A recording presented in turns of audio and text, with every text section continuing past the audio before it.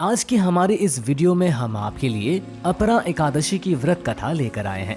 एक समय की बात है, युधिष्ठिर महाराज ने भगवान श्री कृष्ण से पूछने लगे, हे माधव, ज्येष्ठ मास के कृष्ण पक्ष में आने वाली एकादशी का क्या नाम है तथा इसका क्या महत्व है, मुझे विस्तार पूर्वक बताइए। फिर युधिष्ठिर अपने जन कल्याण के लिए बहुत ही उपयोगी प्रश्न पूछा है। ज्येष्ठ मास के कृष्ण पक्ष में आने वाली एकादशी का नाम अपरा एकादशी है। ये एकादशी प्रेत योनि में गई हुई जीव आत्मा को मुक्ति प्रदान करती है। इसलिए इस एकादशी के दिन अपने पूर्वजों का ध्यान करते हुए व्रत का पालन करना चाहिए। पुरातन समय माहीध्वज नाम का एक महान राजा राज्य करता था। वो बहुत ही धर्मात्मा था। उसके राज्य में प्रजा सुख पूर्वक निवास कर रही थी। उनका छोटा भाई वज्रध्वज अत्यंत क्रूर और अन्यायी था। राजा माहीध्वज की लोकप्रियता से वो बहुत चिढ़ता और द्वेष के कारण एक दिन उसने एक ऐसा कुकर्म किया जिसकी कल्पना भी असंभव है। रात्रि के समय वो महल में गया और उसने अपने भाई माहीध्वज की हत्या कर दी और उसके शव को बेरहमी से नगर के बाहर एक पीपल के पेड़ के नीचे गाड़ दिया।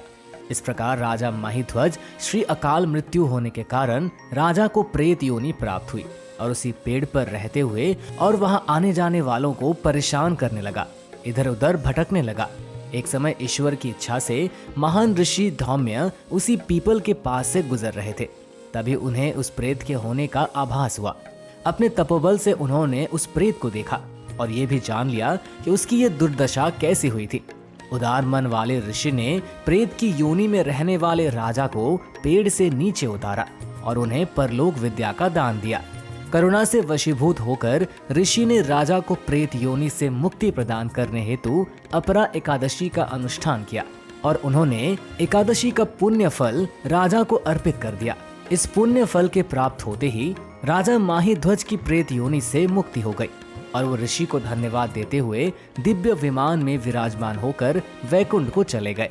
कथा को समाप्त करते हुए भगवान श्री कृष्ण कहते हैं कि हे युधिष्ठिर, जो भी व्यक्ति अपरा एकादशी का श्रद्धा और निष्ठा पूर्वक पालन करता है वो असीमित पुण्य संचित करता है।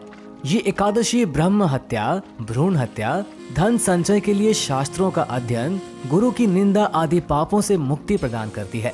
शास्त्रों में मनुष्य जीवन में करने योग्य कुछ पुण्य कर्म बताए गए हैं, जैसे कि कार्तिक मास में पुष्कर में स्नान करना, काशी में महाशिवरात्रि का पालन करना, गया में पिंडदान करना, पुष्कर में स्नान करना, माघ मास में प्रयाग में स्नान करना, स्वर्ग का दान देना, भूमि का दान देना आदि।